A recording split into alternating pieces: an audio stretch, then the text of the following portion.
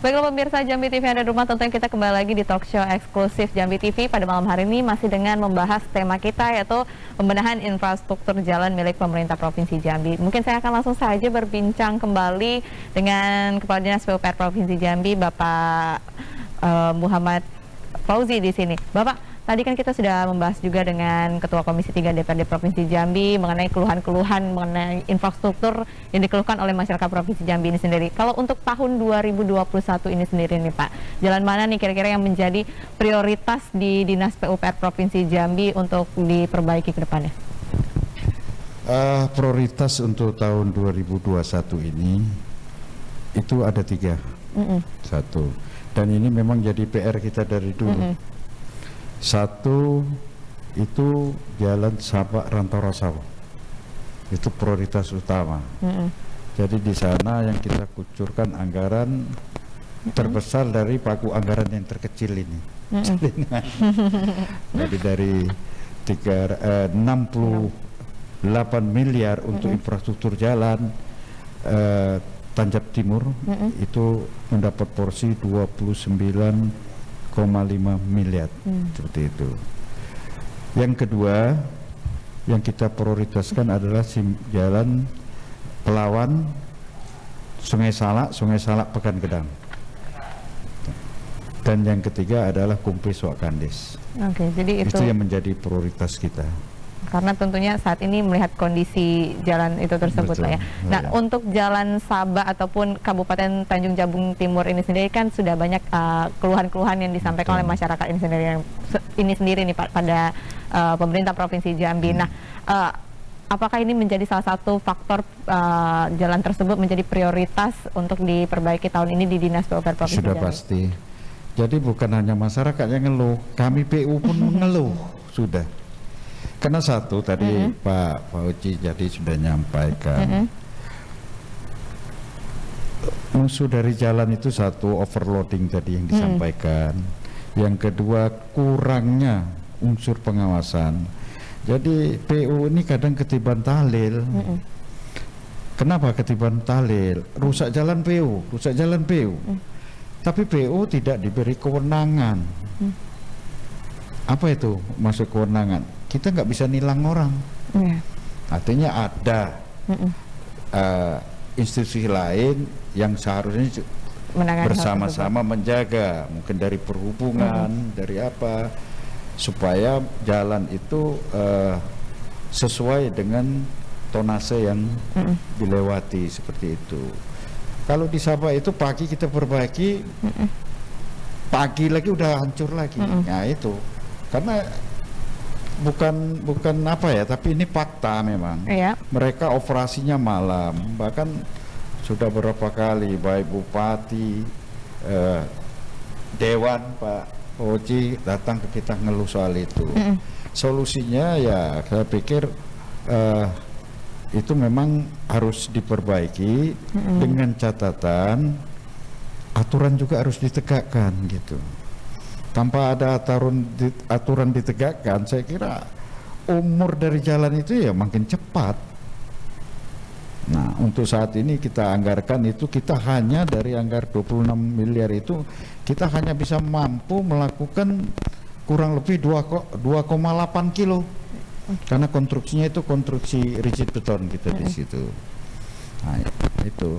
Jadi bagaimana untuk mensiasati itu, mungkin akan kami lakukan per spot. Karena panjang jalannya itu cukup luas, tingkat kerusakannya cukup panjang.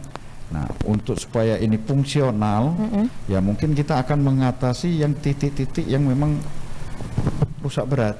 Nah, itu kita atasi seperti itu. Dulu yang akan diatasi. Nah, seperti kita tahu kan ini juga bukan permasalahan baru khususnya di Dinas PUPR Provinsi Jambi ini sendiri, Pak. Apa nih harapan dan langkah ke depan yang mungkin diharapkan oleh Dinas PU terhadap pemerintah Provinsi Jambi juga terhadap sinergitas mungkin agar bisa sama-sama menjaga ruas jalan di kawasan Sabak Tanjab Timur itu sendiri ke depannya, Pak?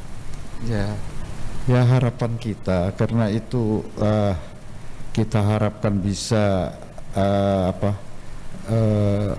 menuju kawasan ujung Jabung, yang kita harapkan nanti itu menjadi ikon Jambi, dan satu-satunya pelabuhan yang bisa dilalui oleh kapal besar.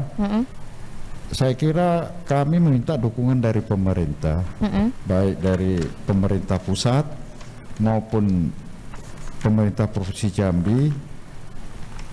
Ya, porsi untuk kebinamargaan ini ya tolong menjadi pertimbangan, karena jalan sebagaimana kita tahu urat nadi perekonomian. Iya, benar. Kalau jalannya rusak semuanya macet. Nah, jadi saya meminta juga dengan Komisi 3, kami berharap mitra kerja kami Komisi 3, ayo sama-sama kita melihat realita sehingga sebagai bahan pertimbangan untuk menganggarkan. Iya. Jadi kalau sudah kita sama-sama melihat, mungkin kita udah sepakat, tidak perlu berdebat lagi. Itulah harapan kita agar semua jalan, terutama jalan Provinsi Jambi ini sepanjang 1032 km ini dapat semua itu berfungsi dengan baik. Nah, salah satu kendala kita juga dalam pangku anggaran ini, kadang kita ini dititipi lagi, Pak Fauzi, yaitu yang jalan yang bukan kewenangan kita.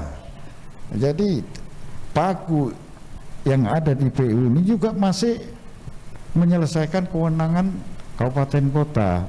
Nah, ke depan harapan saya itu prioritaskan dulu jalan provinsi, kemudian baru kabupaten kota. Karena saya pikir tidak ada jalan lain ke depan, ya anggaran untuk ke PU khususnya Bina Marga ini ya kita minta ditingkatkan gitu. Iya. Gitu. Tentunya juga agar dalam melaksanakan pembangunan infrastruktur di Provinsi Jambi bisa lebih maksimal lagi juga ke depannya, Pak ya. Ya, baik, jelas. Terima kasih Bapak Fauzi. Tentunya kita masih akan berbincang kembali. Saya kembali ke Ketua Komisi 3 DPRD Provinsi Jambi di sini. Bagaimana nih Pak? Tadi saya sudah bertanya langsung sama Kepala Dinas PU Provinsi Jambi mengenai ruas jalan Tanjak Timur atau Sabah ini sendiri yang masih kerap dikeluhkan masyarakat. Tanggapan dari Komisi 3 DPRD Provinsi Jambi ini sendiri bagaimana?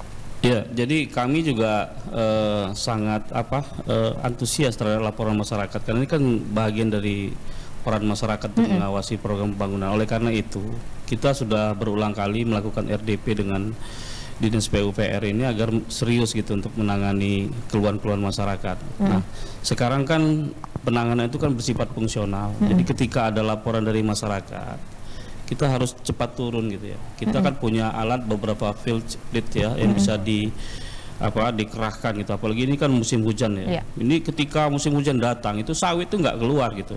Masyarakat lapor ke DPR, ya kita dengarkan keluhannya, langsung kita rapatkan dengan PU. Bagaimana untuk mengatasi persoalan kerusakan jalan yang hari ini memang kita paham gitu anggarannya tidak ada. Nah, satu kritik yang kami sering lontarkan di DPR terhadap pemerintah ini kan menyangkut dengan kualitas pengerjaan jalan. Kan jalan ini dikerjakan oleh pihak ketiga. Jadi kami concern lah terhadap kualitas penanganan jalan ini. Kan fungsi dewan ini bagian dari fungsi dewan ini kan pengawasan. Ini kita lakukan. Cuman kami juga tidak bisa menindak gitu. Kewenangannya juga terbatas gitu.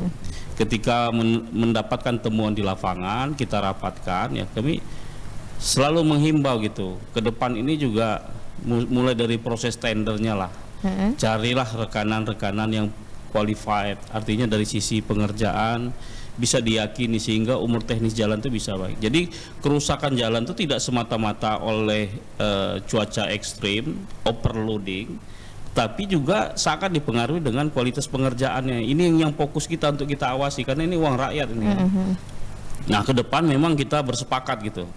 Kan DPR ini kan bagian dari pemerintahan daerah, di Undang-Undang Nomor 23 itu pemerintahan daerah itu gubernur dan DPR.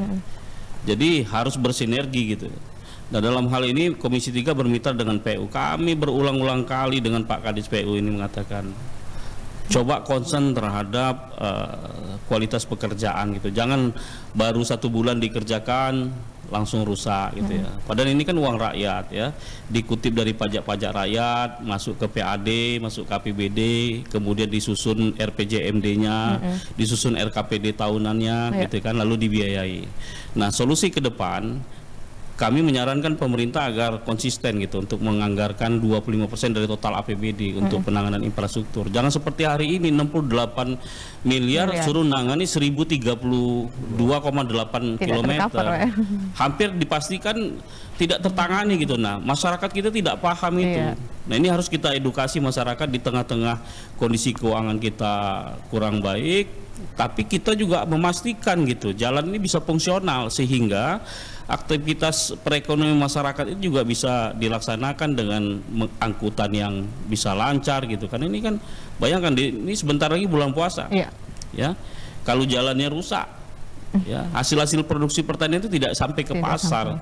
Dan ini kos transportasinya juga semakin besar gitu, meningkat, dan ini tentu saja akan merugikan di pihak petani gitu. Meskipun ya kemarin di jawaban pemerintah saya juga masih mempertanyakan itu NTP petani kita sudah 100% lebih gitu. Artinya apa? Hari ini petani kita dalam kondisi beruntung. Pertanyaannya apakah demikian kondisinya gitu. Sementara waktu juga masih banyak keluhan yang disampaikan melalui wakil rakyat yang memang harus kita tindak lanjuti gitu ya. Jadi memang infrastruktur ini menjadi faktor kunci dari pergerakan perekonomian kita di Provinsi Jambi ya. Coba lihat hari ini, misalnya angkutan batu bara, ya, ini memang agak sulit pemerintah provinsi melakukan pengawasan dalam hal ini DPR ya. Coba bayangkan, Undang-Undang Minerba nomor 3 itu semua kewenangan pertambangan itu lari ke pusat. Kami tidak bisa mengawasi itu, kecuali nanti izin lingkungannya dikeluarkan oleh gubernur. DPR bisa mengawasi itu. Sementara kondisi existing di lapangan, banyak sekali tata kelola pertambangan yang baik itu tidak dilakukan. Belum lagi pengangkutan hasil batu bara itu yang melewati jalan provinsi, jalan nasional, tetapi kewenangan pengawasannya ada di pusat. Jadi tidak ada di provinsi, Pak Kadis. Jembatan timbang bukan Dinas Perhubungan Provinsi, tapi itu adalah perpanjangan tangan dari Kementerian Perhubungan. Pertanyaannya kemudian, ketika dia overloading, lihat kendaraan itu, baknya ditambah, ya, agar muatannya juga bisa, kapasitasnya 8 ton dimuat 14 ton gitu ya. Overloading gitu ya, dari 8 ton jadi 14 ton, kemudian dimensinya diperpanjang. Ini juga akan mempercepat kerusakan jalan. Jadi kalau kita ingin infrastruktur di Provinsi Jambi ini baik, maka semua stakeholder ini memang harus duduk membicarakan itu dari sisi pengawasan ya, pihak kepolisian, ya, perhubungan, teknisnya, mungkin Dinas Pekerjaan Umum gitu ya, Bapak Gubernur, Bupatinya juga bersinergi gitu ya kan, untuk sama-sama mengawasi. Kalau tidak, ya seperti inilah gitu ya kondisi infrastruktur kita di tengah-tengah pandemi COVID ini. Jadi sesuai dengan tema malam ini, bagaimana pembenahan infrastruktur ke depan. Nah, ini menjadi tantangan bagi gubernur baru di dalam menyusun RPJMD-nya. Kita ingin lihat nanti DPR kebijakan arah kebijakan pembangunan infrastruktur ke 5 tahun ke depan atau 3,5 tahun ke depan sampai 2024 ini, Jambi ini mau diarahkan kemana gitu ya. Karena cerita infrastruktur ini sebenarnya bukan jalan saja gitu. Misalnya infrastruktur ke pelabuhan kita tidak punya kepelabuhan yang betul-betul bisa diandalkan untuk mengeluarkan hasil produksi sumber daya alam kita, ya kan? Padahal Jambi ini kaya dengan potensi sumber daya alam kita, batu bara kita juga cukup besar, sawit kita juga banyak gitu ya, belum hasil-hasil pertanian kita juga cukup punya nilai kompetitif ya, dan ini banyak yang menjadi komoditas ekspor. Misalnya contoh, mohon maaf, kulit manis kita itu tidak pernah dibawa di Pelabuhan Talang Duku. Dia dibawa ke Pulau Bayur. Bayangkan, itu kan di kawasan pantai barat kan, mau ke akses pusat pasaran dunia itu jauh jalan itu. Jalan dulu ke Aceh, turun lagi baru ke Singapura. Kita sebenarnya punya daerah yang berhadapan langsung dengan Alki 1. Hanya saja ini konsistensi perencanaan program kita yang antara periode kepemimpinan satu dengan yang lain itu tidak berkelanjutan. Ini yang menjadi kritik kami di pemerintah. Jadi sebenarnya kalau dia bagus dan bisa meningkatkan nilai tambah, daya saing Provinsi Jambi, kenapa itu saya tidak fokus gitu. Jangan nanti anggaran sudah dibangun miliaran rupiah ternyata tidak dilanjutkan, tidak ada manfaat, itu uang rakyat itu. Jadi kami akan concern nanti di RPJMD yang baru ini, Komisi 3 karena mitra kerjanya juga salah satunya Bapeda dan PU, kami akan dalami gitu arah kebijakan pembangunan infrastruktur, karena sesuai dengan tema malam ini kan pembenahan infrastruktur ke depan gitu ya. Jadi kita harus lebih fokus gitu kemana arah infrastruktur kita, di samping yang menjadi kewenangan kita di 1032. Nah tadi saya sedikit terperangah nih Pak Kadis bilang nih, masih ada juga menangani non kewenangan ya.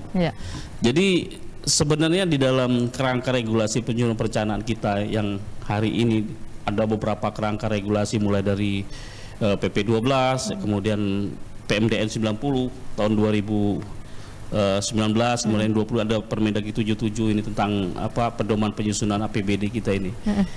Di situ dikatakan gitu, wakil rakyat ini juga punya pokok-pokok pikiran gitu, yang menjadi catatan-catatan strategis yang juga harus didorong gitu oleh provinsi untuk dilaksanakan pembangunannya. Hanya saja memang kita terbentur kepada kewenangan, apalagi dengan sistem informasi pembangunan kita daerah SPD itu sangat saklek gitu ya, memasukkan program yang bukan kewenangan provinsi itu tidak bisa, itu langsung ditolak oleh sistem gitu. Sementara kita ini provinsi wilayahnya di mana? Dewan itu dipilih oleh rakyat gitu. Dia wajib mendengarkan aspirasi, bahkan memperjuangkan apa yang menjadi aspirasi masyarakat. Oleh karena itu sepanjang dia juga mempunyai daya dorong untuk perkembangan ekonomi masyarakat, kenapa tidak? Jadi saya kira kita sepakat gitu, mana yang menjadi prioritas penanganan itu ada yang menjadi kewenangan kita, seperti jalan tadi 1032. Tapi sebenarnya kalau infrastruktur bukan hanya jalan, jalan ini sesuatu yang seksi lah ya, karena kasat mata gitu kan. Sebenarnya banyak MPU yang sudah dikerjakan gitu berkaitan dengan penciptakaryaan. Kita masih bersoal dengan 100 gitu, air bersih kita, sambungan rumah tangganya juga masih bersoal, kawasan kumuh juga masih bersoal gitu kan, sanitasi lingkungan juga masih bersoal. Nah oleh karena itu kita ingin mendorong pemerintah ke depan ini dengan gubernur terpilih nanti dilantik, kita ingin mendengarkan apa arah kebijakan yang fokus untuk infrastruktur, bukan hanya jalan. Karena infrastruktur ini bukan hanya jalan gitu, banyak infrastruktur lainnya gitu ya. Banyak ya bisa pendidikan, kesehatan. Coba bayangkan rumah sakit umum kemarin ketika angka pandemi COVID meningkat tidak sanggup kan, tidak ada ruang perawatan, akhirnya ditampung di Bapelkes. Kemudian di LPMP dimanfaatkan, di Diklat provinsi juga dimanfaatkan. Padahal menurut saya penanganan yang terintegrasi itu harus di rumah sakit gitu, karena tenaga kesehatannya ada di situ. Nah itu bagian dari infrastruktur juga. Sebenarnya banyak infrastruktur lain yang tentunya harus yang harus kita dorong. Tapi karena temanya infrastruktur jalan, ini memang persoalannya memang seksi, rakyat merasakan, pengaduan masyarakat juga cukup banyak, khususnya di kawasan timur. Tanjung Jabung Barat dan Timur itu di Jalan Teluk Nilau Senyerang. Kalau hari ini kita turun ke lapangan itu memprihatinkan, dan kita sudah panggil Dinas Pekerjaan Umum agar untuk tangani secara fungsional supaya jalan itu bisa dimanfaatkan oleh masyarakat. Tentunya harapan kita semua juga ya Pak. Ini menjadi harapan kita semua, bukan harapan Dewan, tapi harapan masyarakat Jambi. Benar sekali. Dan tentunya juga perbincangan kita semakin menarik pada malam hari ini agar masyarakat Provinsi Jambi dan pemirsa Jambi TV juga bisa mengetahui lagi apa langkah-langkah yang dilakukan oleh pemerintah. Tapi tentunya talk show eksklusif Jambi TV akan segera kembali. Usai jeda berikut ini.